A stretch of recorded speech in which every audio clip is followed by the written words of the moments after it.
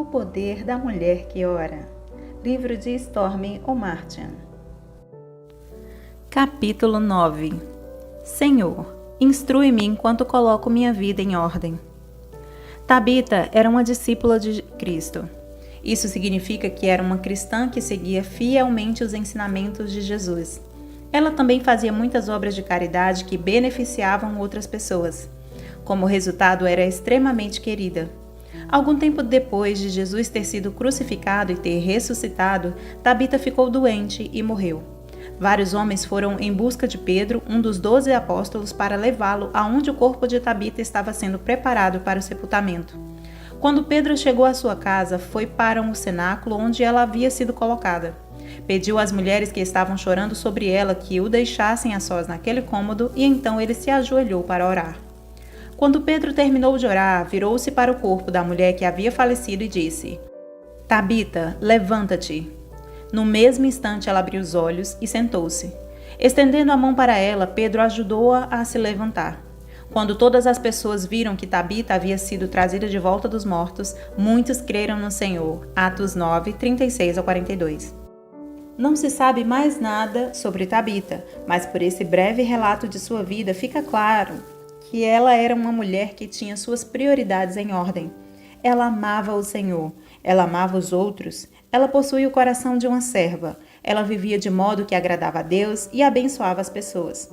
Todas essas informações sobre ela encontram-se numa única palavra: discípula. Quando vieram as dificuldades sobre a vida de Tabita e ela foi abatida a ponto de morrer, Deus enviou um de seus fiéis discípulos para orar por ela e trazê-la de volta à vida. Será que isso teria acontecido se ela fosse cristã só de nome, vivendo à margem daquilo que Deus desejava para a vida dela? Será que isso teria acontecido se ela não amasse a Deus? Não amasse os outros? Não tivesse o coração de uma serva? Não oferecesse de si? Não obedecesse? Creio que não. A vida dela estava em ordem e Deus a abençoou por isso. Deu-lhe ainda uma segunda chance. Isso que Ele deseja fazer por nós, se o colocarmos em primeiro lugar. Prioridade número 1. Não podemos ter uma vida bem-sucedida sem que tenhamos prioridades corretas. No entanto, alguns de nós tentam fazer isso todos os dias.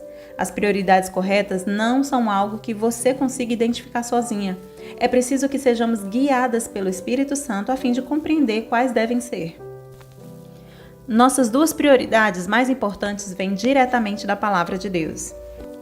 Jesus nos falou sobre elas quando disse: Amarás o Senhor teu Deus de todo o teu coração, de toda a tua alma e de todo o teu entendimento.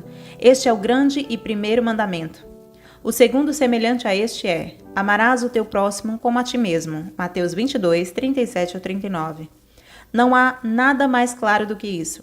Se você mantiver essas duas maiores prioridades, amar a Deus e amar o próximo, elas servirão de guia para determinar todas as outras prioridades de sua vida. Seu relacionamento com Deus deve ser sempre a prioridade número 1, acima de todas as coisas. O Senhor diz: não terá outros deuses diante de mim, Êxodo 23. E ele fala sério. Deus quer sua atenção exclusiva.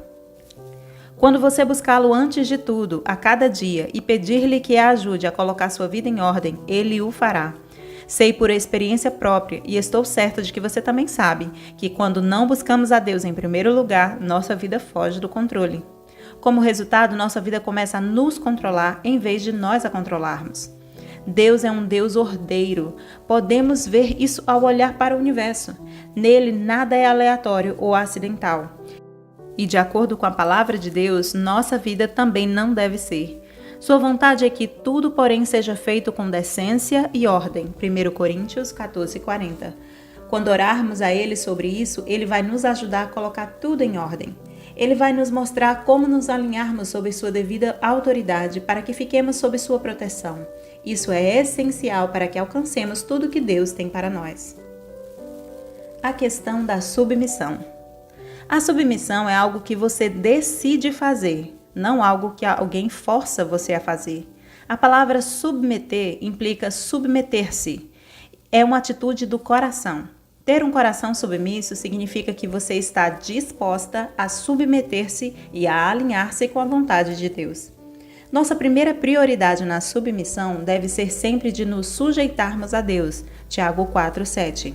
Isso significa que você não tem de se sujeitar aos desejos de alguém que ele pede para fazer algo contrário aos mandamentos de Deus. Você pode ter um coração submisso e ainda assim ser capaz de determinar limites quando aquilo que lhe está sendo pedido é uma violação de sua consciência e das leis divinas. Por exemplo, se uma pessoa investida de autoridade sobre sua vida ordenar que você faça algo errado, ou se ela lhe disser ou fizer algo que seja inadequado e incorreto aos olhos de Deus, você deve recusar-se a participar desse ato e declará-lo errado. No entanto, não precisa gritar para a pessoa: seu idiota, seu tolo, qual é o seu problema? Vá de retro, Satanás! Em vez disso, dê uma explicação respeitosa como: com todo respeito, creio que seu pedido vai contra as leis divinas e não posso cumpri-lo de consciência tranquila, sabendo que traria o julgamento de Deus sobre nós dois. Ou, isso que você acabou de dizer e fazer comigo foi ofensivo aos olhos de Deus e devo dizer-lhe que esse comportamento impróprio não faz bem a nenhum de nós. A diferença entre ter um coração submisso ou não tê-lo é que na primeira hipótese você acumulará bênçãos e na segunda encontrará dificuldades. O próprio Jesus era submisso a Deus. Sem dúvida, as prioridades dele estavam em ordem. Deus diz que este é seu desejo. Tende em vós o mesmo sentimento que houve também em Cristo Jesus, pois ele, subsistindo em forma de Deus, não julgou como usurpação o ser igual a Deus. Antes, a si mesmo se esvaziou, assumindo a forma de servo, tornando-se em semelhança de homens, e reconhecido em figura humana, a si mesmo se humilhou, tornando-se obediência até à morte e morte de cruz. Filipenses 2, do 5 ao 8. É isso que eu chamo de submissão. Se havia alguém que talvez não precisasse estar em perfeita submissão, esse alguém era Jesus. No entanto, a fim de realizar o propósito de Deus para a sua vida, ele foi submisso à vontade do Pai, a ponto de sofrer de maneira inconcebível e morrer. Que modelo para todos nós! Quando a confiança é traída. Muitas mulheres têm problemas com a submissão, por sua confiança ter sido traída ou no passado terem sido magoadas quando se submeteram a alguém. Ninguém quer ser capacho ou objeto de abuso de outra pessoa. Deus também não quer isso. Tampouco pede que você seja um robô sem raciocínio próprio. É por isso que você deve orar por sabedoria sobre esta questão. Trata-se de um assunto delicado e você precisa discernir o que o Senhor está lhe dizendo. Para aquelas mulheres que tiveram uma experiência terrível com a submissão, gostaria de encorajá-las. Deus não está pedindo que você seja tola, que sacrifique sua sanidade por um princípio ou sofra nas mãos de uma pessoa abusiva. Ele lhe dará sabedoria quando você pedir. Se você se vir seguindo alguém que desobedece à palavra de Deus e às santas leis divinas, sem falar na desobediência à sua própria consciência, não estará sendo submissa, estará sendo burra. Não se deixe levar por isso. Soube de uma mulher que se sujeitou a um marido abusivo e ele acabou matando-a. Ela não possuía discernimento espiritual, pois não colocava Deus em primeiro lugar, nem o buscava para saber o que fazer. Em vez de fazer o que era preciso para encontrar ajuda, ela permaneceu naquele relacionamento de violência até que se tornasse uma tragédia. Isso não é submissão, isso é insensatez.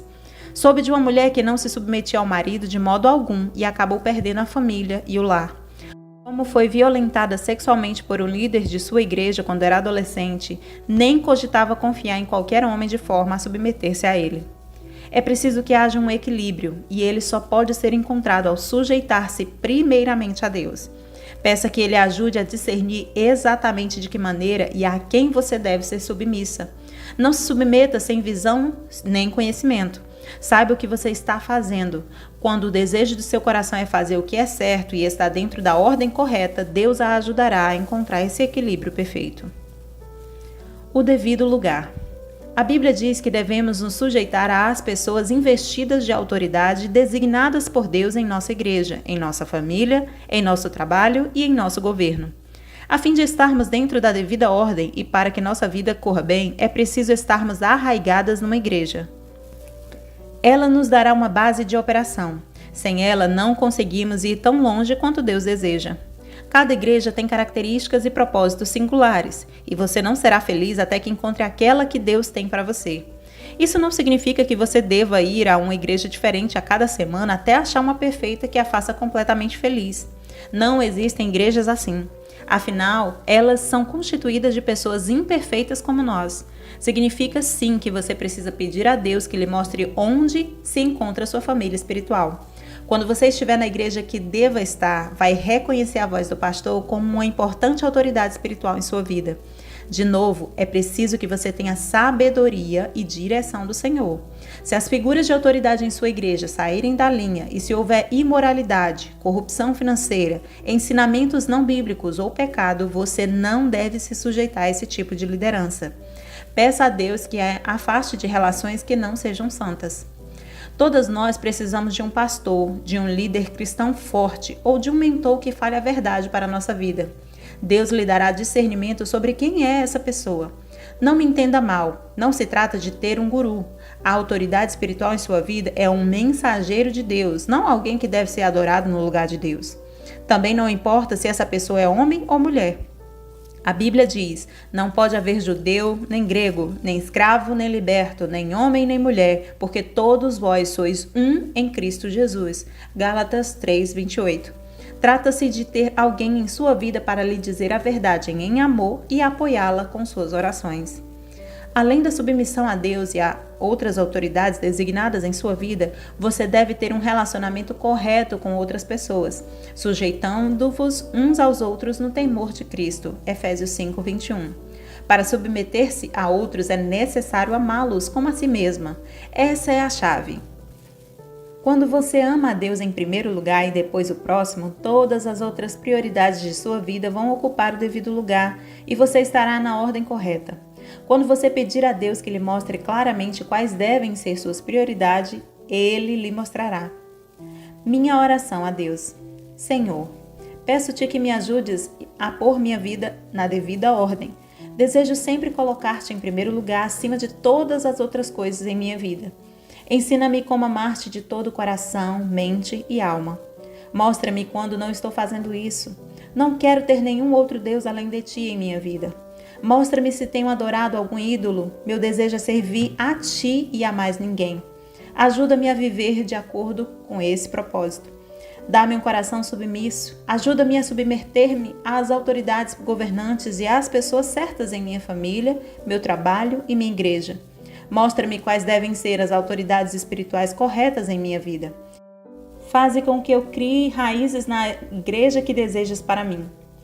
Ajuda-me a estar devidamente alinhada em todas as áreas da minha vida, sujeitando-me de boa vontade a outros quando devo fazê-lo.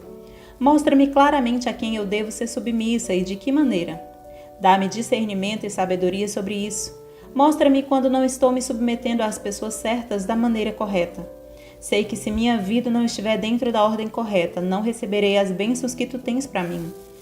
Tudo, sei também que se eu te buscar em primeiro lugar, tudo o que preciso será acrescentado. Mateus 6:33. No dia de hoje eu te busco em primeiro lugar e peço-te que tu me capacites para que eu coloque minha vida em perfeita ordem. Que eu jamais venha a sair da cobertura de proteção espiritual que tu colocaste em minha vida. As promessas de Deus para mim. Buscai, pois, em primeiro lugar o seu reino e a sua justiça, e todas estas coisas vos serão acrescentadas. Mateus 6:33. Quem acha a sua vida, perdê-la-á. Quem todavia perde a sua vida por minha causa, achá-la-á. Mateus 10:39. Outro sim, no trato de uns com os outros, cinge-vos todos de humildade, porque Deus resiste aos soberbos, contudo aos humildes concede a sua graça. 1 Pedro 5:5. Ora, temos da parte dele este mandamento, que aquele que ama a Deus ame também a seu irmão. 1 João 4:21. Obedecei aos vossos guias e sede submissos para com eles, pois velam por vossa alma, como quem deve prestar contas, para que façam isso com alegria e não gemendo, porque isto não aproveita a vós outros. Hebreus 13:17. Fim do capítulo 9.